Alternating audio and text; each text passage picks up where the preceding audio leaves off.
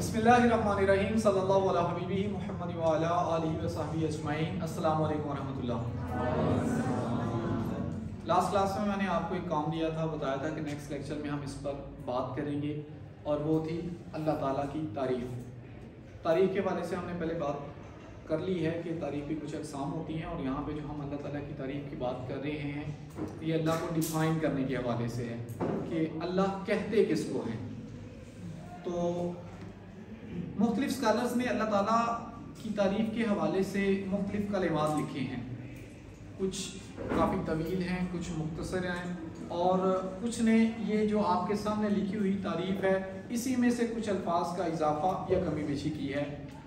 तो जो मैंने आपके सामने तारीफ़ लिखी है ये मुख्तसर सी है और अपनी तारीफ़ के मयार पर पूरा भी उतरती है, तो इसलिए मैंने आपके सामने यही रखी है। इसके लिए मैंने शरह तहज़ीब और दूसरी किताब है ताजुल उरूस, उसका सहारा लिया है। तारीफ़ कुछ यूँ है, अल्लाहु अलमुल लिज़ातिल वाजिबिल वजूदिल मुस्तजमी लिजमी सिफ़ातिल कमाली। उसका तर्जुमा उर्दू ज़ुबान में और इंग्लिश में दोनों में नीचे लिखा हुआ है। उर्दू में इसका तर्जुमा ये बनता है, अल्लाह ताला उस ज़ात अक़दस का नाम है जो अपनी तमाम सिफ़ात कमाल के साथ वाजिबुल वजूद है। और इंग्लिश ज़ुबान में भी इसका तर्जुमा आपके सामने लिखा हुआ है, a name for the necessary existent who gathers all the attributes of perfection। Same ही है तीनों चीज़ें।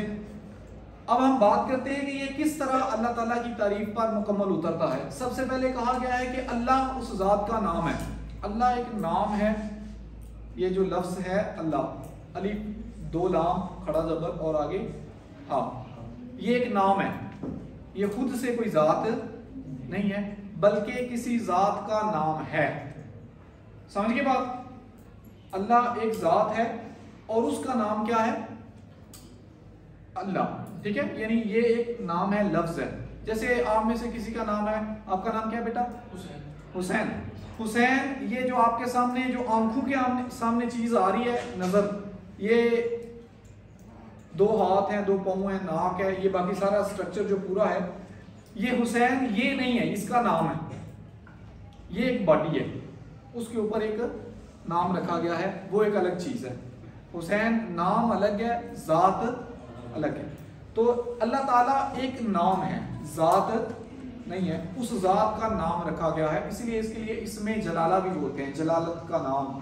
ठीक है, या लफ्ज़ अल्लाह जब हम अरबी में पढ़ते हैं तो उसके लिए तरकीब में ये लफ्ज़ आके हो तो उसको लफ्ज़ अल्लाह या इसमें जलाला कहते हैं। तो ये एक नाम है। आगे है जी, जो अपनी तमाम सिफ़ात कमाल के साथ। अब इसमें हमें वो अलग से बात करने की ज़रूरत नहीं है बेटा कि वो रहमान है, वो रहीम है, वो खालिक है, उसने फ़लाँ को पैदा किया, उसके कब्ज़ा और इख्तियार में ये है, वो सारी चीज़ें एक एक करने की बात नहीं है।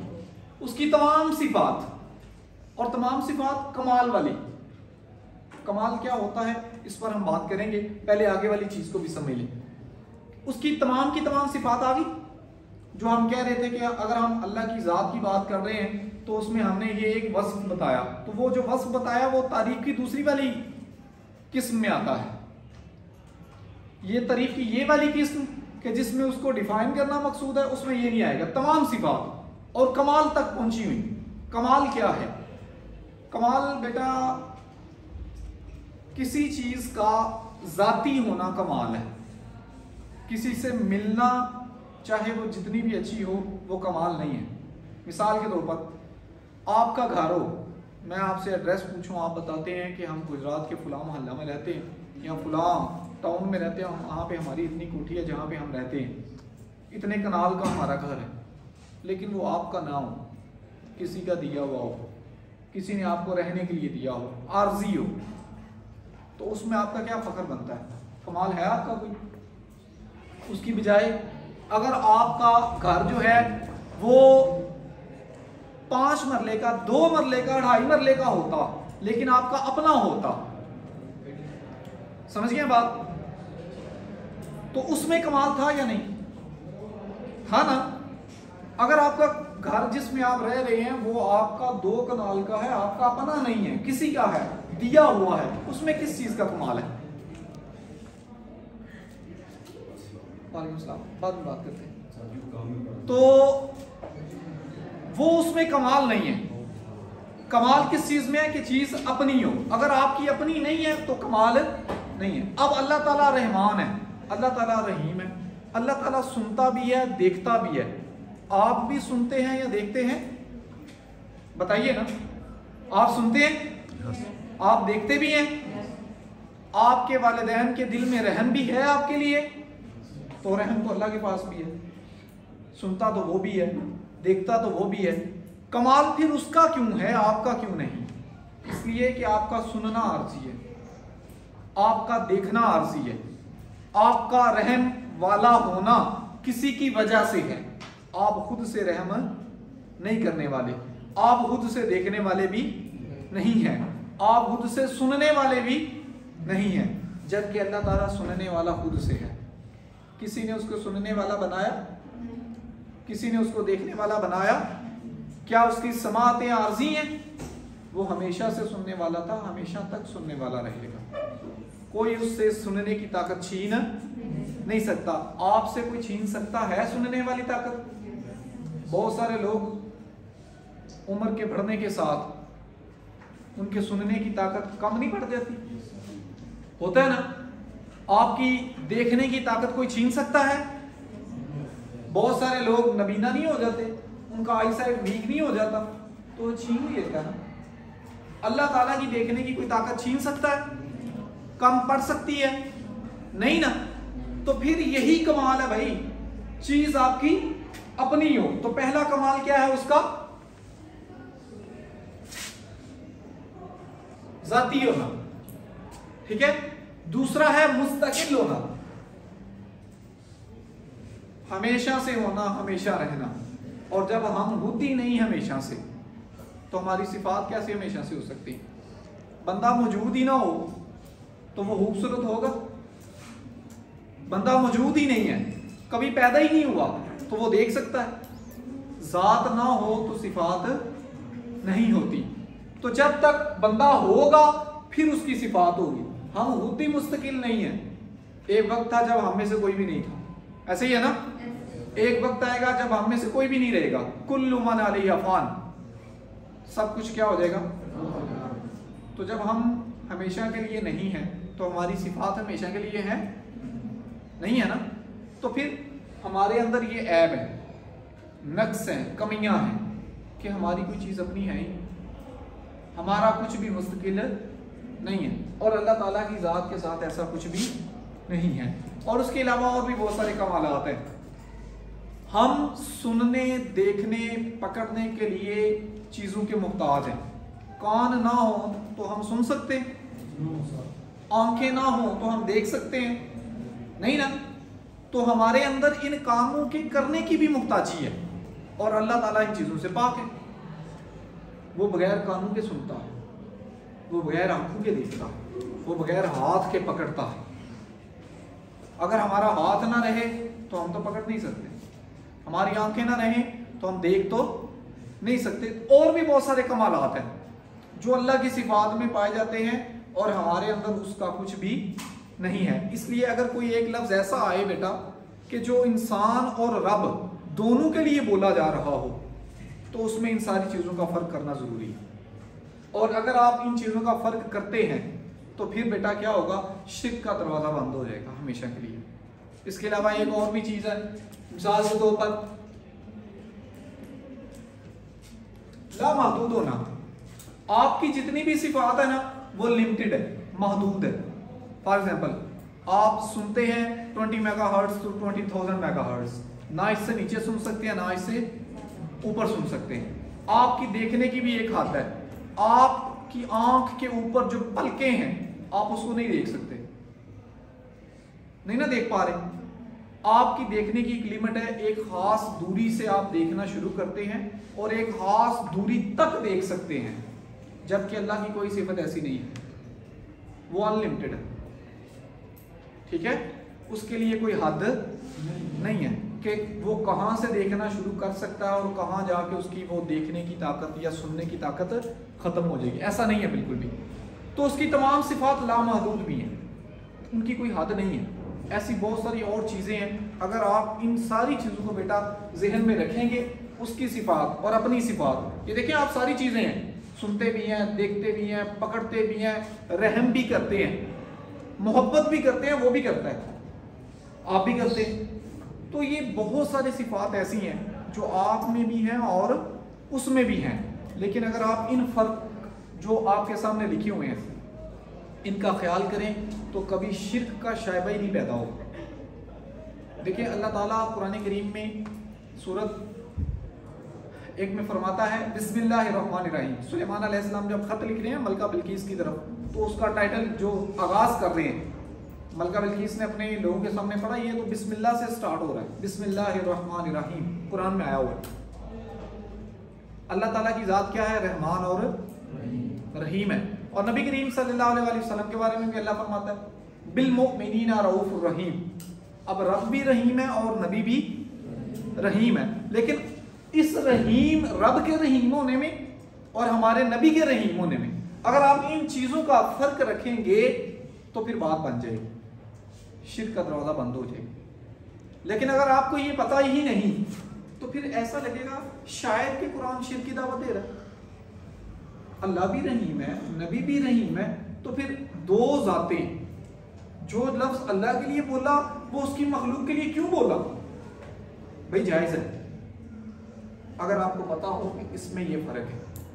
रसूलुल्लाह सल्लल्लाहु अलैहि वसल्लम मखलूकात में सबसे अफजल है ना, सबसे आला है ना, लेकिन क्या उनकी कोई भी सिफत उनकी अपनी है? उनको बनाया किसने है? रसूलुल्लाह सल्लल्लाहु अलैहि वसल्लम को बनाया किसने है? अल्लाह ताला ने बनाया ना। तो उनकी सिफात भी किसने अता की है? तो फिर वो जाती है क्या? अताई है ना। किसकी दी हुई है? अल्लाह ताला की है ना। एक वक्त था जब रसूलुल्लाह सल्लल्लाहु अलैहि वसल्लम को अल्लाह ने पैदा नहीं किया था, आपकी रूह को भी पैदा नहीं फरमाया था, तो जब आपका वजूद ही नहीं था उस वक्त आपकी सिफात थी। हमें इससे बहस नहीं करनी बेटा कि वो कब आपको अल्लाह ताला ने पैदा फरमाया, कब आपकी रूह को अल्लाह ताला ने तखलीक फरमाया, लेकिन कोई वक्त था जब अल्लाह ताला ने मखलूक को पैदा ही नहीं किया था, फिर अल्लाह ने किसी मखलूक को पैदा किया, फिर अल्लाह ताला ने जब भी चाहा, जब उसकी मर्जी हुई, हजूर की रूह मुबारक को भी तकलीफ फरमाया।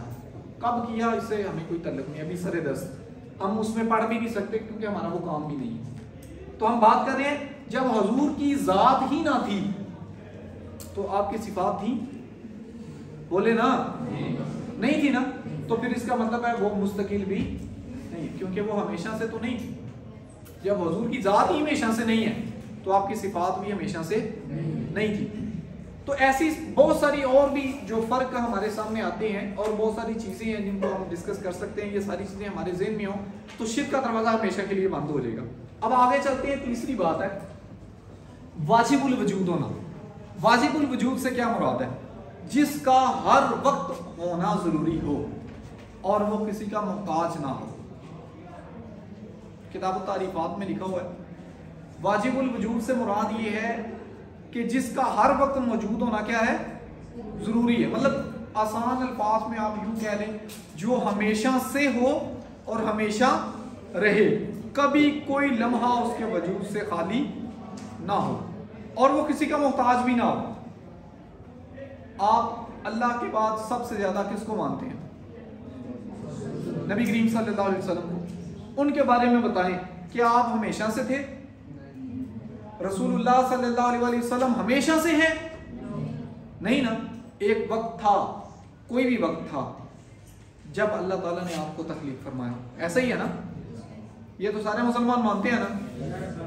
एक वक्त था जब नबी करीम सल्लल्लाहु अलैहि वसल्लम को किसने तकलीफ फरमाया? इसका मतलब है आप वाजिबुल वजूद नहीं है। और ये सिफात के हवाले से हमने पहले ही पढ़ लिया। जब हम अल्लाह के बाद सबसे ज्यादा मानते हैं नबी करीम सल्लल्लाहु अलैहि वसल्लम को, और आपके बारे में हम मानते हैं ना तो आपकी सिफात ऐसी कमाल वाली है जो अल्लाह की सिफात में कमाल है, वैसे आपकी सिफात मखलूकात के हवाले से बड़ी बाकमाल है। समझ गया ना? मखलूकात के हवाले से देखें तो आप ही की सिफात में कमाल है, लेकिन जब अल्लाह की सिफात के साथ देखें तो वो वाला कमाल नहीं है, और आपकी जात भी वाजिबुल वजूद नहीं है। तो जिस जात को हम अल्लाह के बाद सबसे ज्यादा मानते हैं उसको तो अल्लाह जैसा नहीं मानते, किसी और को मानेंगे? जबकि हम मानते हैं कि हमारे रसूल से ऊपर सिर्फ अल्लाह है। रसूलुल्लाह सल्लल्लाहु अलैहि वसल्लम से ऊपर कोई जात है अल्लाह के सिवा? किसी को तो हम उनके बराबर भी नहीं मानते, ऐसे ही है ना? तो जब रसूलुल्लाह सल्लल्लाहु अलैहि वसल्लम अल्लाह के बाद सबसे बड़ी जात है और वो जात इस तारीफ के मुताबिक नहीं है, ना आपकी सिफात इस कमाल वाली है और ना आपकी सिफात आपकी जात जो है वो वाजिबुल वजूद है। तो जब ये चीजें हैं तो हम अल्लाह के साथ नबी करीम सल्लल्लाहु अलैहि वसल्लम को शरीक नहीं ठहराते, समझ गए बात को? और जब हम हुजूर को शरीक नहीं ठहराते और किसी का तो तसव्वुर ही मुमकिन नहीं, जिसको सबसे ज्यादा माने उसको इतना बड़ा ना माने, तो कोई आपके बराबर ही नहीं है, चाहे कि हम किसी को आपसे बड़ा माने। अगर आपको अल्लाह की तारीफ का पता हो अल्लाह किसको कहते हैं, शिर्क का दरवाजा हमेशा के लिए बंद हो जाता है। समझ गए बात? तो अभी मैंने आपको बताया था कि जामे और माने होना भी जरूरी है। अब इसमें अल्लाह ताला की तमाम की तमाम सिफात भी उसकी ज़ात का भी जिक्र हो गया है, और कोई ऐसी सिफत नहीं है जिसका यहाँ पे हमने उसको दाखिल ना किया हो, अलग अलग से नहीं, तमाम सिफात कमाल कह दिया। अब उसकी तमाम सिफात में है ही कमाल। अब आखिर में एक और बात बताऊं कि अल्लाह ताला की ज़ात कादिर है, इख्तियार वाली है। अब जब हम बात कर रहे हैं ना सिफात की, तो सिफात हम उनकी बात कर रहे हैं जो अल्लाह की शान के लायक है। वो सिफत जो उसकी शान के लायक नहीं है वो उसकी ज़ात के साथ ताल्लुक नहीं रख सकती, और उसमें ऐब ज़ात में है या सिफात में है, ये समझने की बात है। उसमें ऐब अल्लाह की ज़ात में नहीं है, उसमें ऐब दरअसल उस सिफत में है जो अल्लाह के साथ मुंसलिक नहीं हो सकती। मिसाल के तौर पर झूठ बोलना, अब झूठ एक ऐब है, ये इतनी कम तरीन चीज है कि इसमें कमाल वाली तो बात ही नहीं है, इस वजह से ये अल्लाह की ज़ात के साथ ताल्लुक नहीं बना सकती। तो कमी किस में है? सिफत में, ठीक है? कमी अल्लाह की ज़ात में नहीं है। तो ऐसी और भी बहुत सारी चीजें जिनके अंदर कमी है, उनमें से कोई भी चीज अल्लाह ताला की ज़ात के साथ मुंसलिक नहीं हो सकती, क्योंकि उसकी तमाम की तमाम सिफात कौन से वाली हैं? कमाल वाली हैं। और कमाल ऐसी चीजें और बहुत सारी चीजें जो हमने डिस्कस की हैं उनमें होता है। तो बच्चे, अगर आपको अल्लाह ताला की जो डेफिनेशन है, तारीफ है, अगर समझ आ गई है तो बताइए, समझ आइए आपको? आपका इस हवाले से कोई सवाल हो तो आप पूछ सकते हैं। अल्लाह हाफिज।